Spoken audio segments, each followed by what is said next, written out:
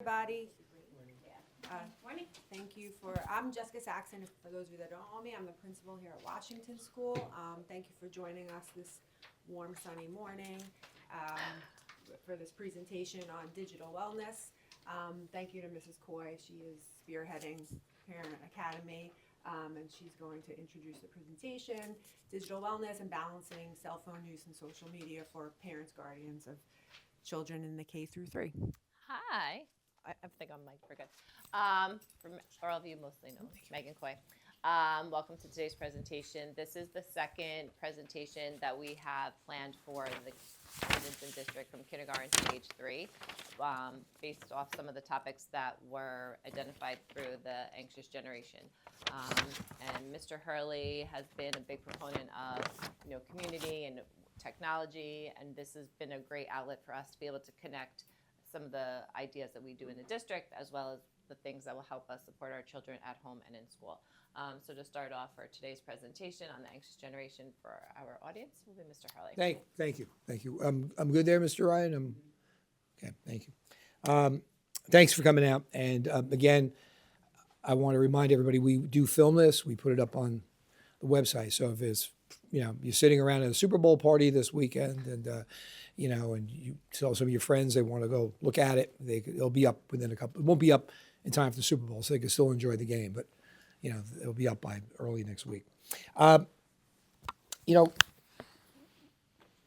of the things that I think at this age group is important is I'm thinking, and again I'm not judging, I'm just thinking and hoping that at kindergarten, first grade, second grade, third grade, your children don't have a smartphone yet. But it will come quickly, right? That they're going to say, "Hey, mom, hey, dad, I want one," or you're going to get suckered into the mentality that they have to have one, because somehow I have to know everything they're doing every time they're doing. And we had that workshop a couple of months ago on this grade level about free play and the idea of maybe over parenting and over. So this is kind of tied into that, right? So part of this workshop or discussion is a little different from what we did with the middle school kids and the high school kids, where they have the phone already. So now you kind of like wrestle the bear to get the phone back from them, right? This is maybe to make you have a little more thought process before, you take that step with them, right? I've been, as probably many of you know, I've been an educator for 47 years, right? And I was a teacher, a coach, administrator, supervisor, now superintendent. I'm a parent. I'm a grandparent. I was a kid, myself, right? As we all were sometime. And one of the things that, I think this book made me realize is, anxiety and depression, bullying, all these emotional issues that we're dealing with now in school that we didn't deal with before, like, what's causing them, right? And there's a lot of folks who say, well, there's so many things, going on in the world, right? There's so many things going on in society. And I thought about that, kids have always been kids. The biological and development of the body and the brain, that really hasn't changed. Okay? That's still pretty much the way it always was. I've lived through nuclear, Cold War. I lived through real wars. I lived through riots in the streets. I lived through high crime, presidential assassinations, terrorist attacks, as many of you have lived through these things. There's always been pressures on kids. There's always been financial problems in families. There's always been illnesses in families. There's always been divorces in families. Kids lived through that 30, 40 years ago the same way they're living through it now. So the question is, why is the response so much different?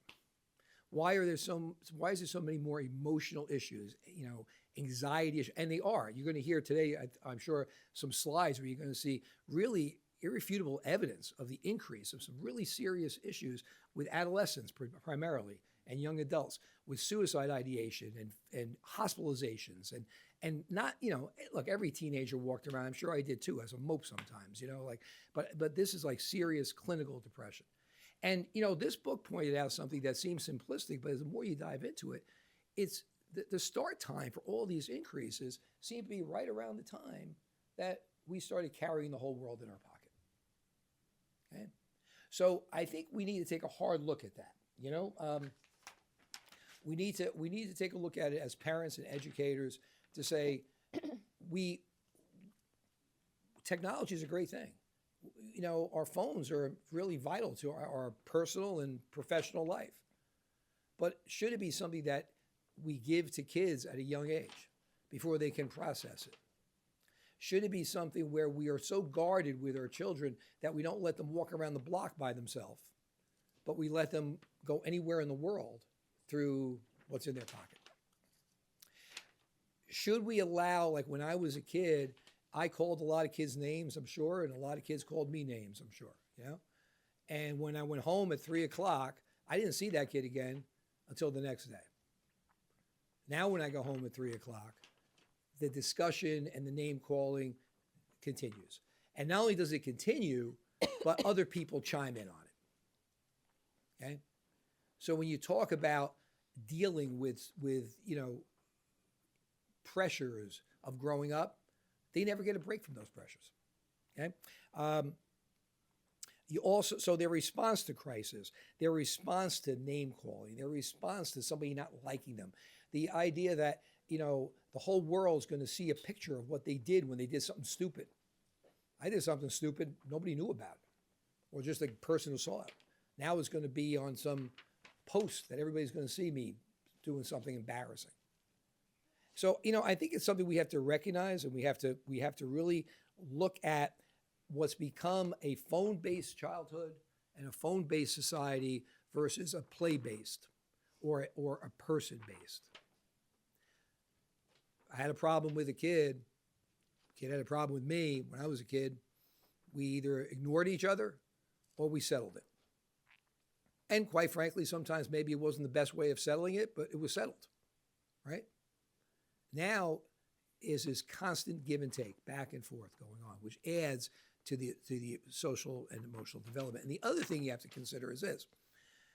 At what age are we mature? And we set real time frames, right? There's a certain age where we think you're responsible enough to drive a car. There's a certain age where we think you're responsible enough to have a drink, right? There's a certain age we think you're responsible enough to vote. But we're saying at any age, you could have the keys of the kingdom and go anywhere you want. And, there's no blocks. I mean, you go to a site, go to your phone now, go to any site you want, whether it's a site about alcohol or weapons or violence or sexuality. It's going to ask you, are you over 18? You just say yes. So we have to think about this. And this is what this book makes us do. The other thing I want to touch upon very quickly is this. There's been a lot of discussion among political people and pundits about what the schools need to do. All right? And yeah, we have a responsibility. And that's one of the things we're doing here, right? To kind of get the conversation going. But I want to make this point. In our schools, right? And look, if there's a way to get around something, you know this as a parent, you know this as a kid growing up. If there's a way to get around something, the kid can figure out how to get around it. Okay? So I'm not going to say anything's 100%. I was just talking to Mr. Ryan, who's our filmer back there, that coming over here, that there's a school district I won't mention, but you'll know who it is when I talk about it, who's been getting a lot of headlines about what they're doing to block. But I know for a fact how kids are getting around locking their phone up every day. They're locking up a TV remote. Okay? So, but in our schools, kids can't have their cell phones K to 8 during the day. They have them. They're taken away, and the parent has to come in, or whatever the case may be.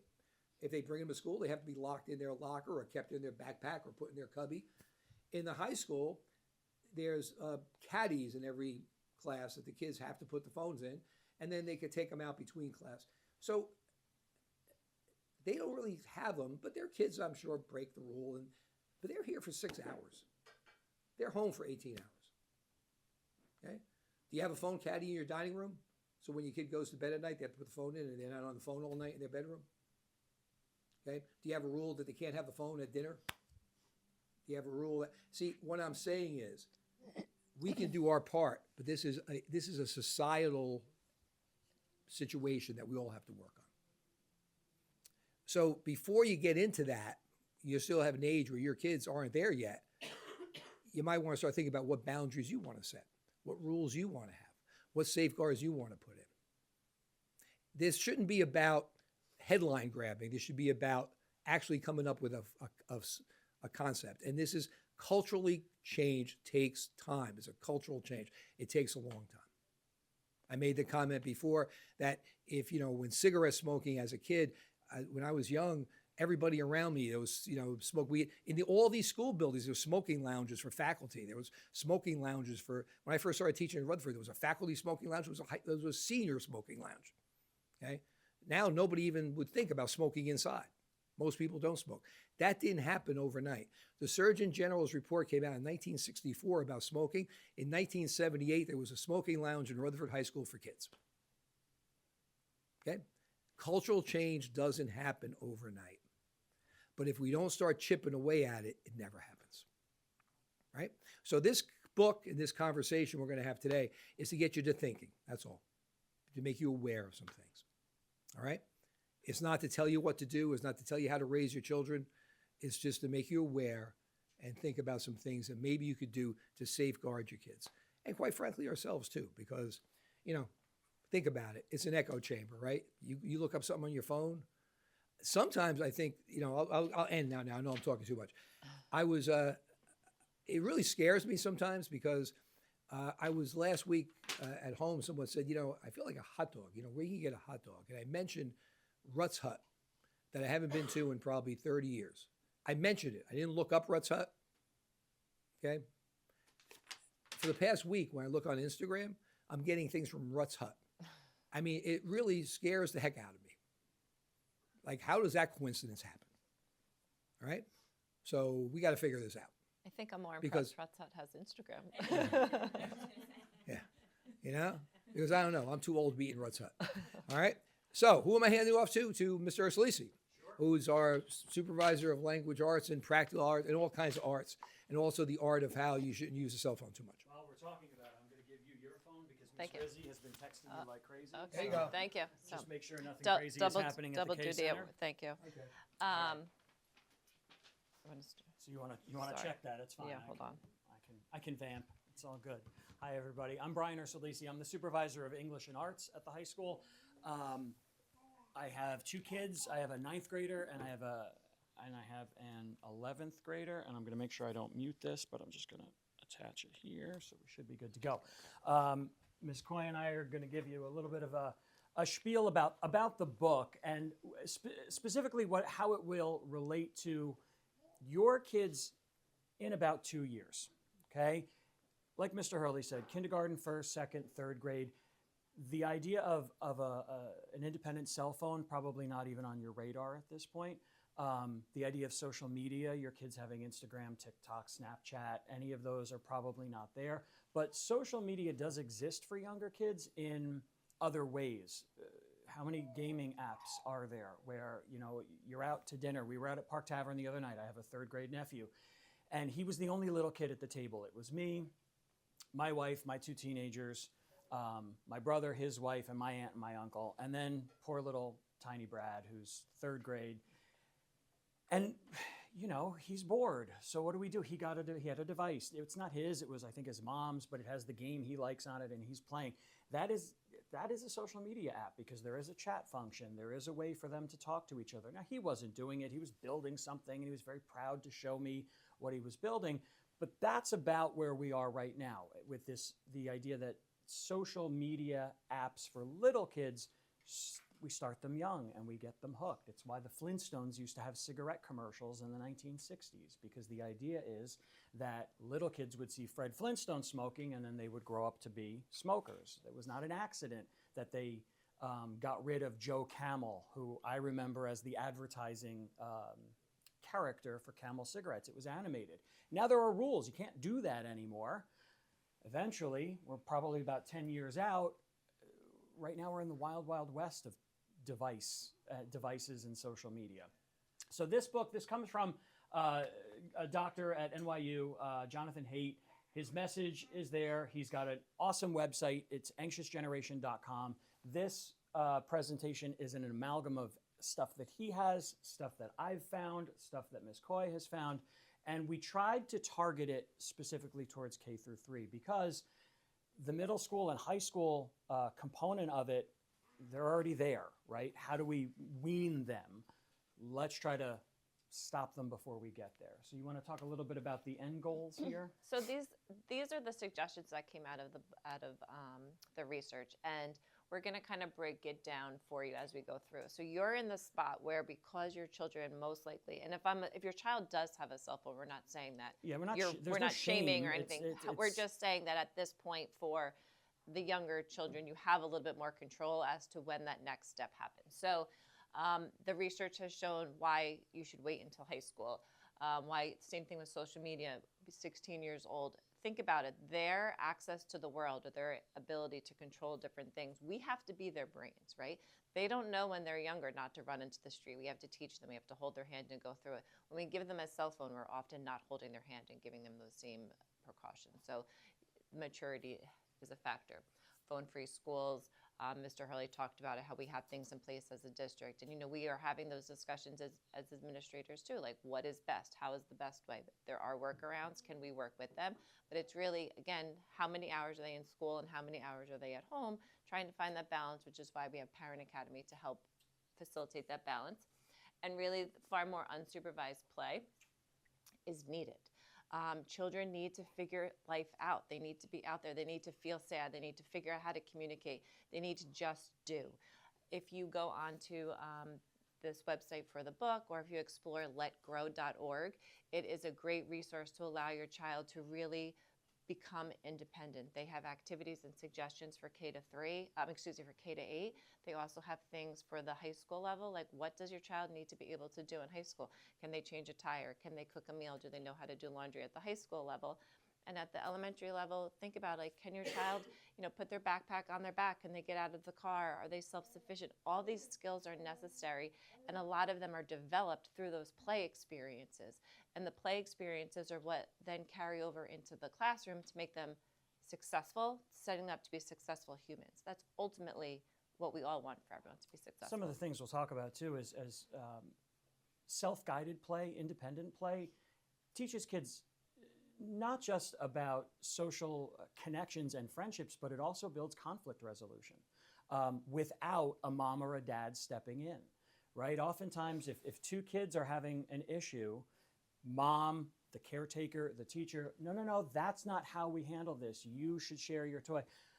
If kids are learning conflict resolution on their own, that is a huge skill that will take them far, because that then builds on stamina. That then builds on a lot of other life skills. Everything sort of scaffolds up. And the other thing you're talking about too is kids, and it goes back to what I was saying about going out to eat, kids need to learn to be bored. We don't let them be bored because we're all overworked and we're all stressed out. Sometimes it's easier for us to just say, and I see this little guy down here, I get it. You're smiling, I like that. The idea that a kid needs to be bored, we may have lost that. Kids can be bored, it's okay. Taking the bag like we used to when my oldest was little, we didn't have a tablet or a smartphone for him. I don't think we were at the point yet where there were the Leapfrog tablets or any of those things. We had a bag of crayons and things that we schlepped with us when we went to the diner. And when he got bored, that's what came out. It's just a little bit of a shift. Hey, if I just throw, I'm talking loud because, no, I'm keeping my, sorry. To that point, think about how many kids, maybe your own children, are involved in the town's recreation sports program, right? Yet, how many times do you drive by a field or a park and see kids just out playing on their own? Right. Very infrequently. So, to Mr. Ursulisi's point, it's always the coach or the dad or the mom who's saying, oh no, that's a foul. Oh no, that's their ball. Oh no, they don't figure it out ever on their own, right? So, I mean, I wonder if a kid loves basketball so much, that he wants you to pay money to send them to camp and sign them up for all these teams and buy them all this stuff. Why don't they love it so much they go out in the playground and shoot some baskets with their friends? Because we don't let them. Right. Right? And that's what we're talking about here. We don't let them. And So that's whatever it is, whatever activity they like, let them do it. and that's the word over-parentified, basically. Over-imposing our will or our force on top of them is something that has And been by the way, just I wasn't yelling. I was trying to have the microphone. I do enjoy It yelling. was very, very forceful. I liked it. So, we're actually learning reading is a superpower in kindergarten, so I think this is why I thought of this. But you really can be your child's superhero. Back to the cigarette smoking, that it was something that was accepted and something that was normalized. It's taking a second look at it by thinking about when, how, what it looks like for a child's relationship with technology to moving forward. So be a model, be educated, and just have a plan. So first is always self-reflection. What does your role with social media, with technology look like? Are you on your phone all the time?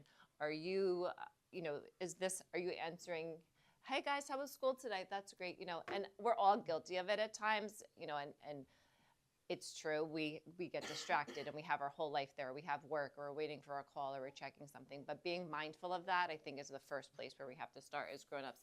Are you always checking to see what someone else is doing? Who posted what on Facebook? Did they go on vacation? What are they doing for this holiday? Are you posting? And what is your purpose of posting? For the good of your family? Like, is there something positive for it? Or is it just to be like, okay, I did this too, like that keeping up with the Joneses, or fear of missing out per se? What is your goal behind it? Because what happens is children have that same thing. When they're posting on Instagram as they get older, or they're posting on Snap or the other devices, what is their purpose behind it? Is to keep up with the other one, or is I need to have this brand of lipstick because that's what all the trends are right now, or I need to have Starbucks or a White Stanley Fox or a hoodie. yes, That's the new thing, the White Fox right hoodie. from Australia. Like, why? But we're doing it, and it's and it's that why behind it. So just being mindful of it. And are you paying attention to your children in the sense that you're really paying attention to them? Your phone isn't in sight, or your phone isn't in your hand, or you're looking at them when they're talking to you. You're having those connections with them so that they feel that. And they may not feel that you're not paying attention to them, but when they are developing how to have relationships with other people, they're not realizing that eye contact has to be made, that there's a give and take in a conversation. Social interaction is huge. And coming out of the pandemic, when we had kids who were in upper elementary, middle school, who are now at the high school level, I can see it. I'm based at the high school. I can see it in the high school age kid. They are very reluctant to have a one-on-one face-to-face conversation with an adult or with a peer. A lot of our targeted activities in high school, we've shifted away from the old school teacher stands in the front and we provide the information, the kids take notes, because kids are not able to partner as well as they used to be. So we have brought in more partnering activities, the idea that we are reteaching or teaching skills that would have been developed in a face-to-face environment that weren't developed. And that, I think the pandemic really forced us to look at a lot of these things because we were all home. If I was working and Henry was in 6th grade, I think, so Charlotte was in 4th grade, if I had stuff to do, it was very easy to say, no, just go do whatever you need to do because I have to work.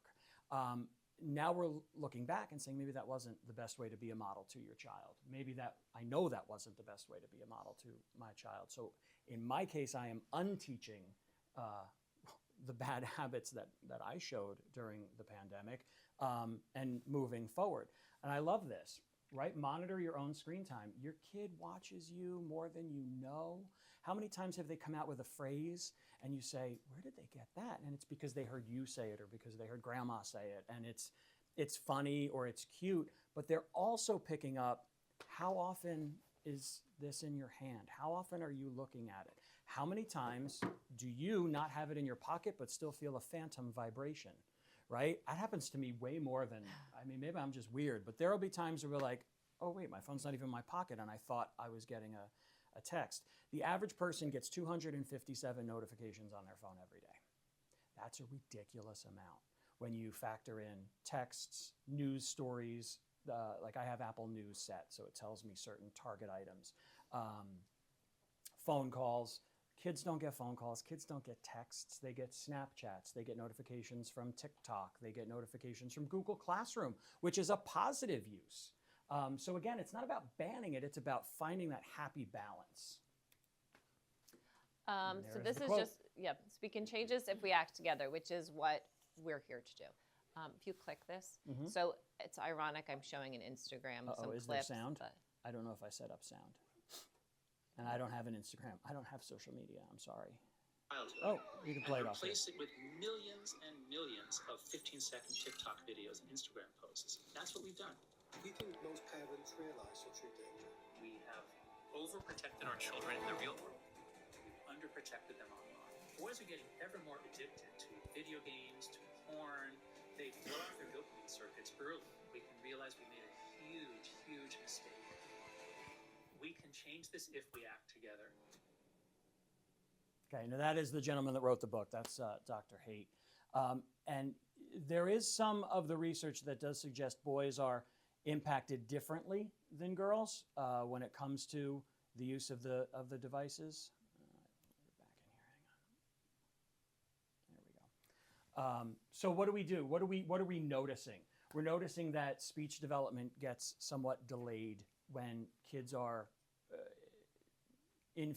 when an app or a tablet or any sort of device is infused as they're younger. They learn about passive activity rather than active activity, right? I'm on my device and I'm on my game. I might be building in Roblox, but it is still passive. It's not active. The idea for free play, and I know you talked about that at the last Workshop. Parent Academy, right? The idea that we want our kids to play and play independently, not where mom or dad is watching. The idea of the play date really didn't exist until the 1990s, 2000s. It was the exact opposite. Mom, go get out. We don't want you home, right? With the joke about, come home when the street lights turn on, or in Rutherford, if you grew up in Rutherford, when the 5 o'clock siren would go off. There used to be, all the firehouses would ring their siren at the same time. Miss Coy and I grew up across the street from each other. We were often out playing unsupervised away from our parents. But then look at us you today. want to rethink this all. Um, And I think there's something to be said about the friendships that you establish in school, in your neighborhood, with your family, who you know. So it's just having those different types of relationships too that aren't the same anymore. So it's by taking out the facilitation and letting things organically happen is key.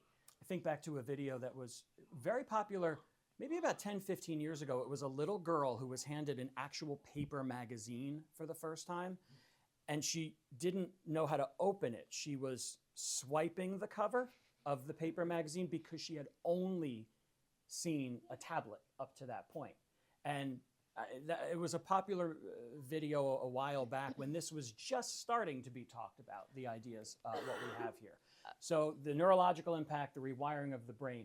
Kids who are using those devices are not learning the same way we did, or the same way I did. There's actually physiological differences. So when you're not having those real world experiences, or when you're limiting them, your brain is actually developing differently than a child who in the past has been having those experiences. So to Mr. Hurley's point earlier, when he was saying, humans are evolving and, we're still animals and we're still going through that part, we actually are seeing changes from the medical world and the medical development and the physiological development of how the brain is being wired while we increase that time on the computer. There are different parts of our brain that are no longer being activated that are important for life, for executive functioning skills, attention span, all these different things that are going to impede us as we go forward.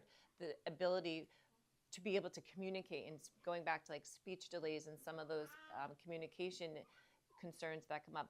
We're not saying if you need speech that this is from here, but it's just understanding that you have to be engaged. This is where your brain is developing. And if a child who is younger than threes, most of the experiences are on a phone. They're not understanding that give and take, and they're not practicing. They're not trying those words. They're not using those muscles. There's just so much that has to be They're explored. not learning body language. If you think about a lot of the videos that kids do see that are posted, it's head and shoulders, right? So you're not seeing the true physical body language. And what does that mean? And I can see that at the high school level, where kids are not always able to read the body language of a peer or of a teacher. What, you know, if it means someone is sitting like this, they may not want to be approached. If someone is backing up while you're speaking to them, maybe, you know, your proximity is not in the right place. And again, these are things that were learned socially through development that are not being learned by all kids at all times. All right, so we are going to get into some of the data. And again, a lot of this is middle school and high school because the data doesn't exist on little kids. It can't yet. But Can I say one thing about that? You know, Yeah. it's important data because, you know, if you look at data for the effects some food product may have on your health, right? Or alcohol use Yeah. or drug use, or, you know, you may not be doing that now. The point is, don't do it because you don't want to get to that data, right? Right. So this data does have a very significant impact. the point in time where kids started to independently use cell phones, in a lot of these charts is shaded gray, and it shows the precipitous either increase or the very sharp drop. So this is a piece from a study that was called Monitoring the Future, where kids were asked, how often does life feel meaningless? And you can see the sharp uptick there. And that's right around 2010 through 2012. That's where the uptick begins. Right over here, where is the big drop off here? It starts right around 2009 through 2013. That's that time period where we saw the prices go down, where AT&T started offering a free phone as long as you got their data plan, where it became accessible for kids to have what I called a car phone growing up. My dad had a car phone that you plugged into the cigarette lighter, and it was, you know, like $80 a minute or something ridiculous for his job. But now it's accessible and it's there. And it's not just a phone. I don't know even why we call it that anymore, because very few of us actually speak on the phone. I call it a Swiss Army knife. It really is. I mean, it's got everything on it. So I teach 11th grade, so English 300 at the high school, and we were talking the other day about the minimum wage. It's a reading we're doing right now on historical documents. So we're looking at why did the minimum wage exist? When did it start? And kids were talking about what it was like to be a kid in the 1930s and 40s and 50s and 60s. And it's actually developing into a pretty interesting project where they're looking back at old yearbooks of Rutherford High School. What did it mean to be a teenager in Rutherford High School in 1945, 1955? And every single kid, as part of a survey, I asked them, what is the one thing you wish didn't exist in your childhood? Every single one of them says cell phone or social media, either one. And I think when we talk about that, we do need to delineate the difference, right? A cell phone is different than social media. A cell phone does have a purpose. You need it to communicate with your secretary at your school right now. Maybe, you know, I need it because I have a fraud alert on my credit report, and it will alert me that someone is trying to open a mortgage in my name in Denver. That's not an obtuse example, that actually happens. So that is why I have those alerts set up. Okay, so yes, there's a purpose, but does an 8-year-old need that? Hopefully not. Major depression among teens. Again, there's that gray bar, 2010 through 2014. Look at that. Since 2010, a 145% increase. In boys, a 161% increase since 2010.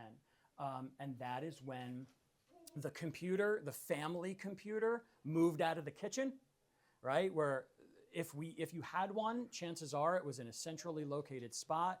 Mom, get off the phone. I want to go on the internet, right? Do you remember? Maybe I'm just showing my age, and you know that's how I got online the first time. It was through AOL. Nobody could be on the phone. There was that boop boop boop noise, and it moved into bedrooms because the home computer got easier. Chisel for the clay tablet. There you go. That works too. Suicide rates. And again, I don't want to, this is not designed to scare, this is designed to inform. But if you look at that shaded area, a major jump. And even before that, yes, there are ups and there are downs, right? Through the 1980s and 1990s, it looks like there was a larger uptick for boys. But you can't deny what is happening as soon as kids get online independently. I'm going to tell you one thing that's 100% factual, right? Forgetting this data there from right here in Rutherford. When I was the assistant principal of the high school, okay, my day was spent with kids fighting, smoking, cutting class, you know, all things that kids might do. Today, the assistant principal of high school, his day is filled basically as being a guidance counselor, dealing with kids who are depressed or who feel they're being picked on or feel they can't cope with a problem. Okay? Now, to me, I don't like kids fighting and smoking and cutting class, but that's a real correctable problem. You suspend them for a day or two, you talk to their parents, it ends. This other stuff is very deep rooted. And you could talk to any of our administrators, That's true. and they'll tell you that their building, that's the problem they're dealing with right now. And to go back to what I said half an hour ago, 40 minutes ago, are kids that much different? Or is something else driving this change? Any conflict lives with them. My daughter and Mr. Ryan was the assistant principal at the middle school, and the social media bullying, I don't know what the correct word is, but it never dies. If I was picked on at school or I did something stupid, maybe there was a Polaroid, it got passed around, right? And then it got lost and we forgot about it. Now it lives forever and you can't turn it off. If I had a bad day at school and I got picked on, I went home, I played with my friends on the block outside. Now you're constantly reminded because who's liking that picture or that post that somebody said, oh my God, did you see when Brian fell in the hallway today? And it just, haha, he's such a loser. Look at him. I can't believe he can't even walk straight. And it just becomes all encompassing, which then turns the VP position into a counselor because schools also have to investigate any sort of bullying threats that happen online, even if it's at 2 a.m. in the morning. So the cyberbullying stuff is real, and that leads to these anxious kids. Kids admitted to hospitals for non-fatal self-harm. This is attempted suicide. Okay, 96% increase in boys, 281% increase in girls. And again, there's that precipitous jump, 2010, 2012, 2014. Aren't those numbers staggering? Like, it's terrifying when you break it down like this. I mean, imagine if they found out, I don't know, that, yodels were doing this, If you eat a yodel or a Twinkie, they'd be banning them. Yeah. I mean, it's staggering. And this is not made up numbers. These are No, this is from the documented CDC. hospitalizations. This is from the CDC and the National Center for Injury Prevention. Looking at the social components. How much time are kids spending with friends? How much time are adults spending with friends? These are all self-reported. This was an American Time Use study, which they do every 2 to 3 years, and they try to figure out how people are spending their daily time. And if you go back to 2003, this is the average time a person spends with friends. Ages 15 through 24. That's our target demo with the anxious generation, right? And if you look, they were spending over 2 hours with friends, and then there was a little bit of drop off. We went back up a little bit, and then boom, we hit 2010 through 2015. And look at that. The average time spent with friends in person is now less than an hour, right? And it's true for us too. 25 through 34, you've got all your demos in there. All of them have experienced a drop off, leading into Right. where we are today. And again, this is the 2023 survey, so this is post-pandemic. And this is one of the 4 foundational harms that was identified in the book that talks about the negative impact that's happened with this. So Yep. I'll let you jump on sleep deprivation. the second one, obviously, sleep deprivation. Just who is sleeping less than 7 hours a day? Sleep is so important. We could do months of research and parent academy workshops about the importance of sleep. Your body is resetting. Your body needs to repair itself. Your mind is relaxing. the attention span of a child who sleeps well is way better than a child who has inconsistent or is deprived of sleep. If you go to a doctor and you have concerns about your child's attention, probably one of the first things you're going to recommend is a sleep study.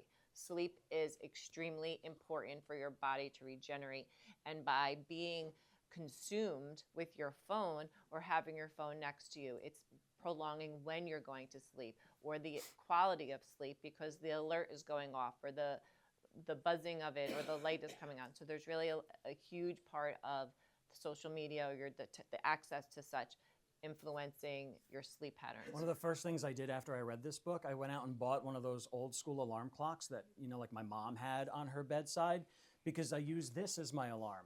And it was next to my bed.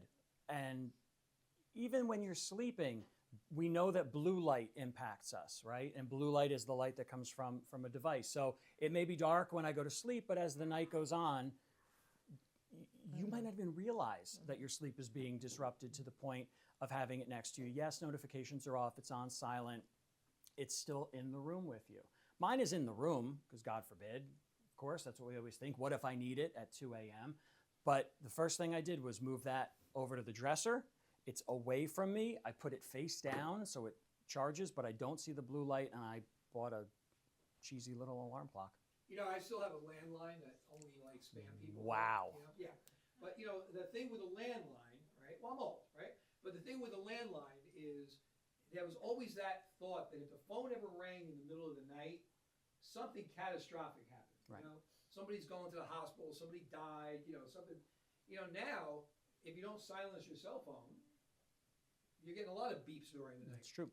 And if you do silence your cell phone, I always think if something catastrophic happens, you're not even going to know about it, right? So go get a landline. No social Let's go media. back. Let's go back. There's no social media on the landline. Verizon would be Give your happy. kid a landline with a big cord that you carry. Well, that is another part of it too. As a kid growing up, if I was on the phone, I was in a centrally located place. Even with verbal conversations, I was in I might have an extra long cord and be able to slide into the pantry so my mom couldn't hear if I was talking to somebody, but they still knew what we were doing. Now that device goes with that kid everywhere. We don't know who they're talking to or texting. And this just shows how our attention span in general is just isn't what it used to be. So if you think back to when we were younger, we had, your TV show kept your attention, you had commercials, right? And you had those different things, 30-second ads going on. They don't even have commercials, children, anymore. So they're fast forwarding through the ads, or they are, you can hit the skip button, or they can pause it so they're not missing anything. So they really don't have to have the attention span that we have just had organically had those experiences for. And this targets, I love this. Yeah, this really shows, it's captivated us in those few minutes. They know what the audience is and how long we can keep them engaged.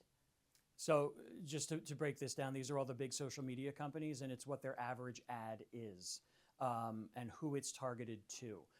Like Meg said, I grew up with 30-second commercials, 60-second commercials. You'd run to the kitchen to go get something and hope you were back in time by the time the show began. The average Gen Z kid loses attention after 1.3 seconds. 1.3 seconds. Now think and of then that I try to get them to translating, read Hamlet in high school, right? Right. Forget it. And that is an academic connection. That we talk about building stamina all the time. That's one of our school goals at the high school level, is because we are seeing that kids do not have the stamina to sit and read and write and have conversations without taking what we call a brain break, right? That's the educational buzzword. It didn't used to be that you needed a brain break every 10, 15, 20 minutes. And now we do, because that's how their brain has been I rewired. went to a conference last week on AI, artificial intelligence, and it talked about how, you could put all this stuff in, it comes up with these wonderful reports, right?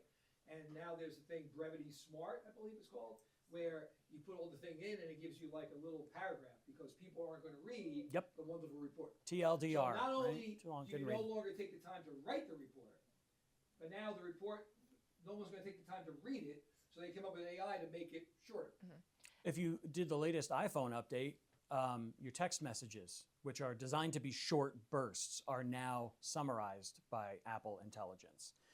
if you turn it on. You don't have to. But the new Apple update, when you get the text message, instead of saying the name, it'll have a little summary of what it was. Don't turn it on. We have Brett Hutz commercials again. It's true.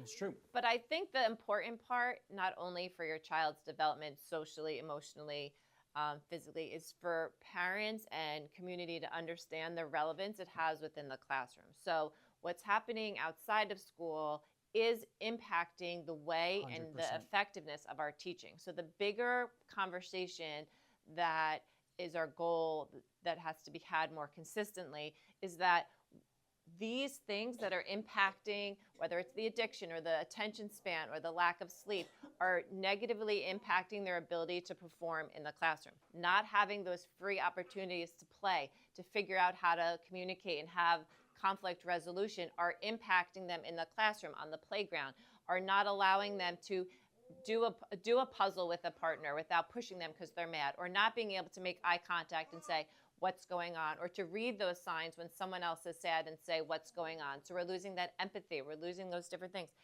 There are many times someone will fall down and come running over to me and be like, I just fell. I'm like, are you okay? Yes. Okay. So go play. Like, they're just, and I don't want to say trained or programmed, but it's just their automatic response is like, they have to let an adult know. So I'm like, okay, go. And they're like, oh.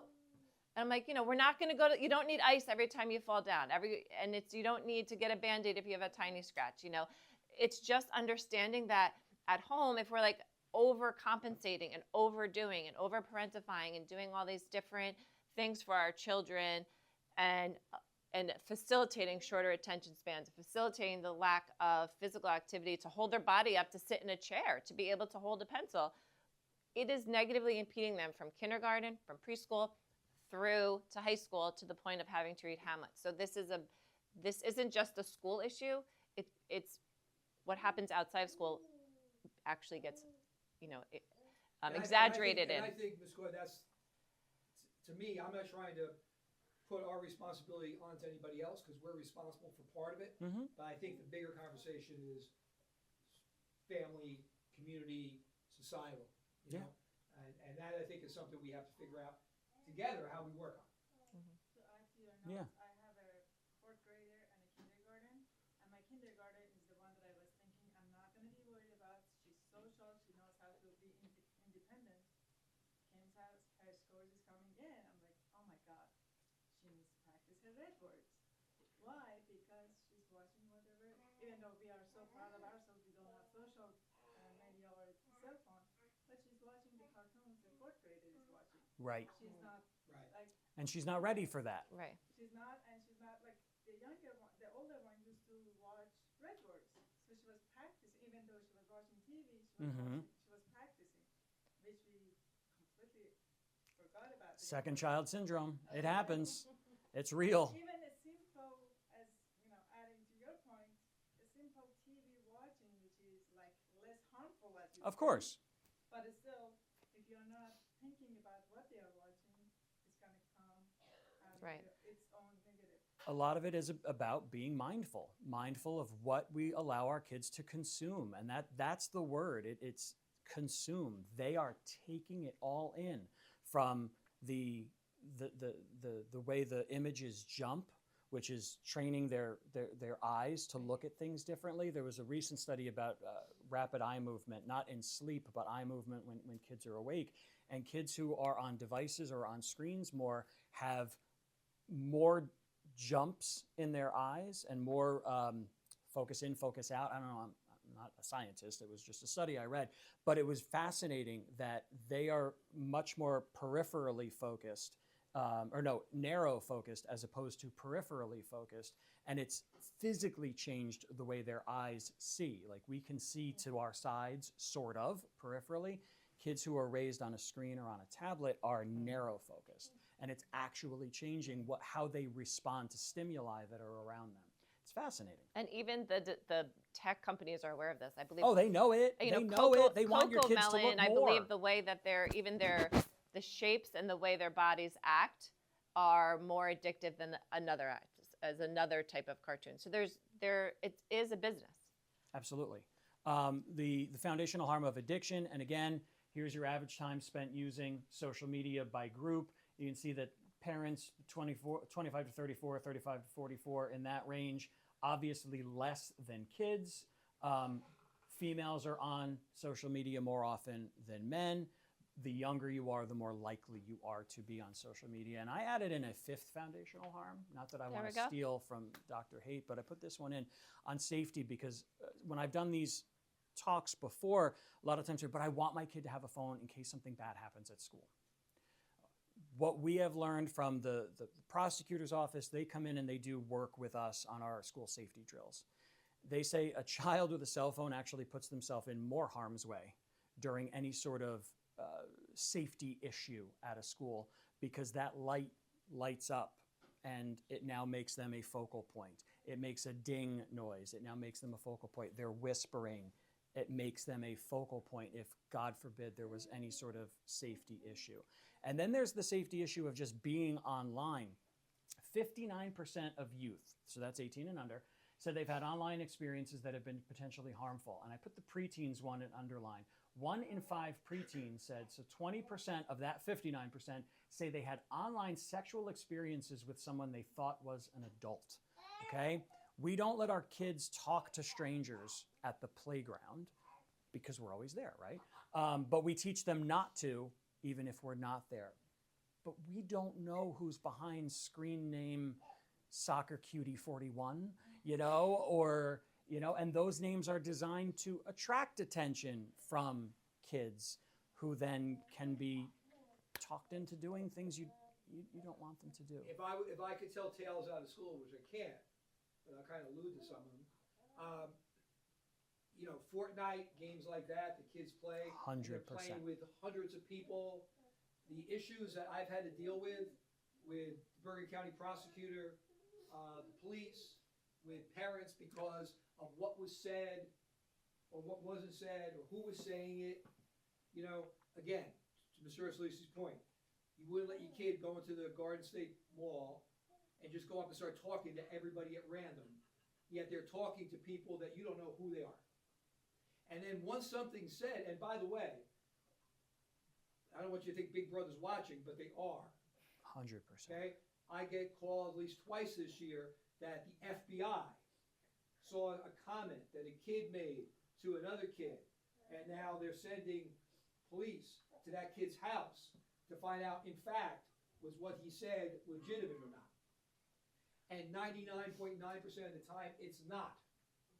But how would you feel as a parent to have the police knock at your door to say they want to search your house because your kid or some other kid made a dumb comment on social media? And Right? So this Fortnite, stuff is very real. Fortnite is social media. Yes. You know, Not a it's game. not TikTok. It's not playing Monopoly on the kitchen table. right. Right? So this stuff is very real and is taken very seriously. And to the other point that Brian made is this. I've had to go through so much training with FBI, state police. The thought of cell phones being on during a school crisis is the number one thing they tell you not to do. Number one, the noise goes off, the light goes off. A shooter knows somebody is somewhere. Number two, you ever been at like a big gathering where you can't get a signal because everybody's on their phone? You're jamming up the system. Okay? Number three, misinformation's going out. Right? During a crisis, yeah, I get it. You want to be by your kid, but we can't have 1,000 people coming by their kid when we're trying to get emergency vehicles in, right? So it's counterproductive. It's counterproductive.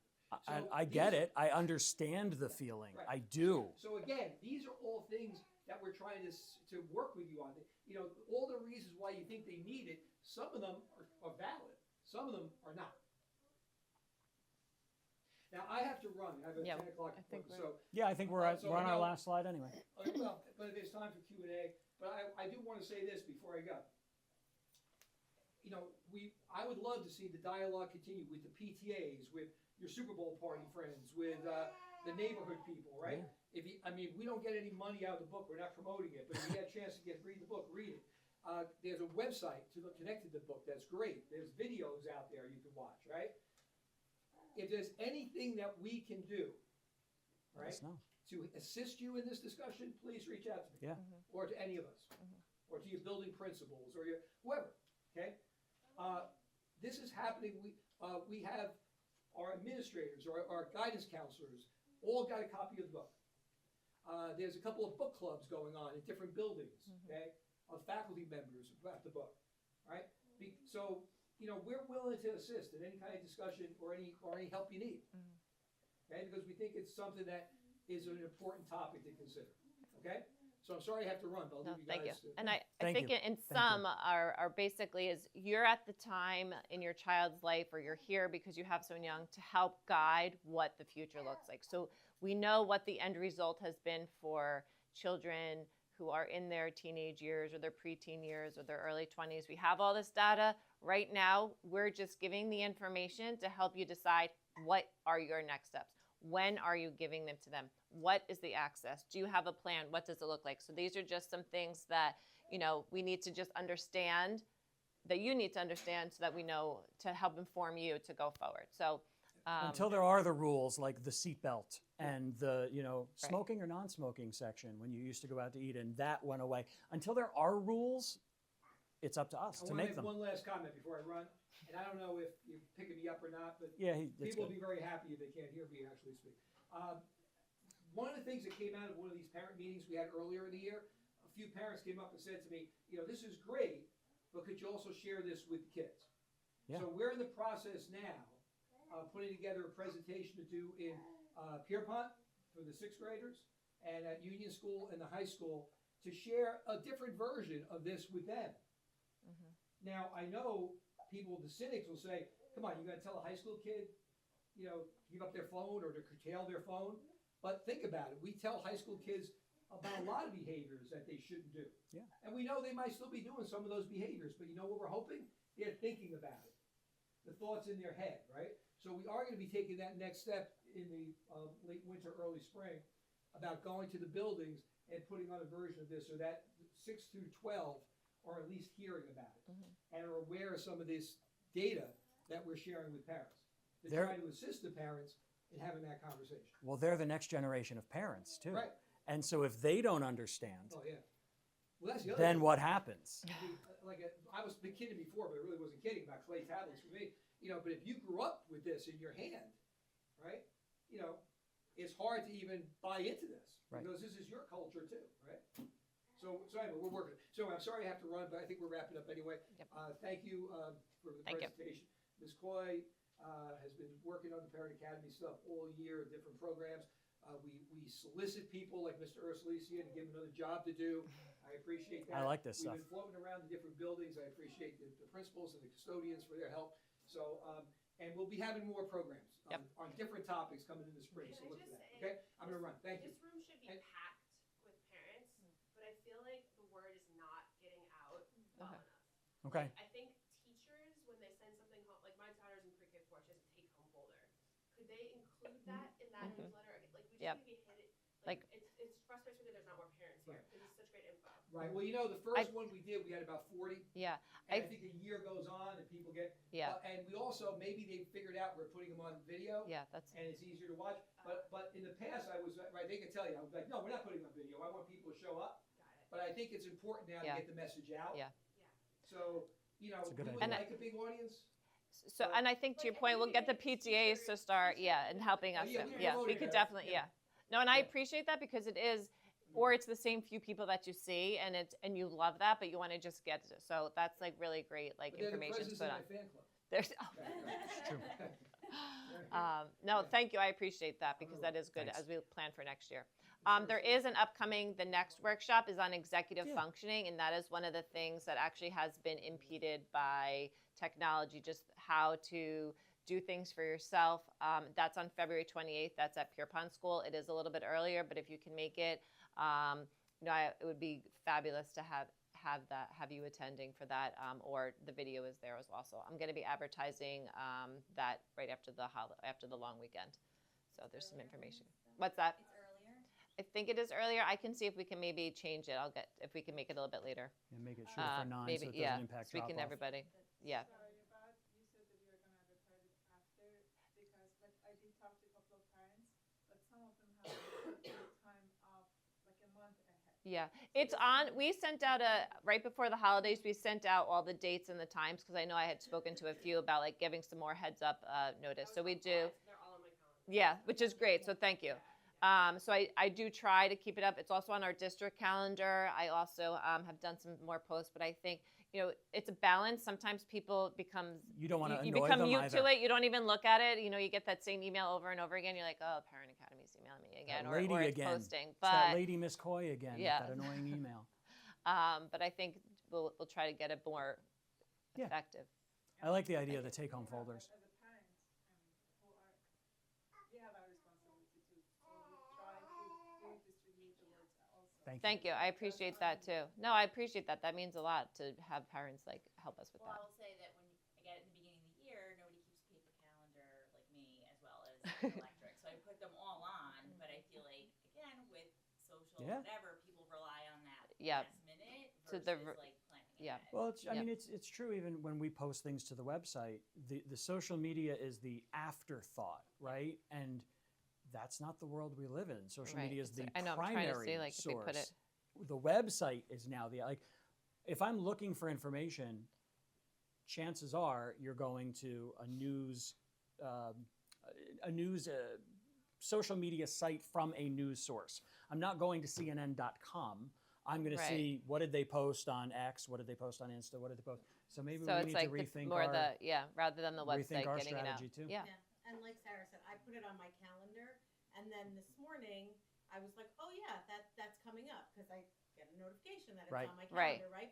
But also I questioned myself, like, did I put the right date? Because Right, I didn't receive right, any you do. notification Yeah. that Right. this was coming up. I hope Yeah. I have the right date. We No, you're need right. to- And we it need was to work with it was Google. on our website Yeah. to have it up on our district's one, but I think to the point like having like We need sending to an work with alert. Google so when you say Parent Academy, it just shows up on your Yeah, right, phone, exactly. like There it is. Mr. Hurley was My saying with point is Ruts that Hut. You're never gonna make Everyone happy. No, Yeah. I know that, but we can do a and better we job of getting it out there, of appreciate- course. But I think it depends on the type of person you're targeting. Like Yeah. for me, it was all set and all Right, but right. like another person might not. So. Yeah. Yeah. And I mean, I'll take the show on the road. I'll go to a PTA meeting at night and do this. I have Yeah, no no, problem I'm with at that. I Well, think we have it- less at a PTA meeting Yeah. sometimes Oh, than we really? do it. Yeah. So I Mm. feel like it's just hoping that if you all help us get the word out to use our online resources, which I think is what we're hoping to have that resource out, and then maybe even just have them sample at the executive functioning one. Like, hey, it's going to be strategies. You're going to need to develop these skills from kindergarten all the way through 8th grade. This is like essential. Miss Huzzy's the SAC at Pierpont School, and her intent is to really have you walk away with like a bag full of tricks that you can go home and be like, my kid's ready to rock. We're going to try this, this, this, this. So, we're going to put you all to the test. How many people can you bring in? Who knows? We'll get prizes maybe. We'll do something. I'll ask. As long as But- we bump the time back, then I can put it Yeah. on PTA. No, that's Yeah. good. Well, I'm going to look at that Yeah. right now. And one of the things that you had suggested at the last one, because I think someone asked if you were kind of organizing clubs and whatever. So a bunch of mom friends and we started our own book club where we're That's reading awesome. the book together. Oh, and yeah. We're scheduling meetings where we That's can talk awesome. about it.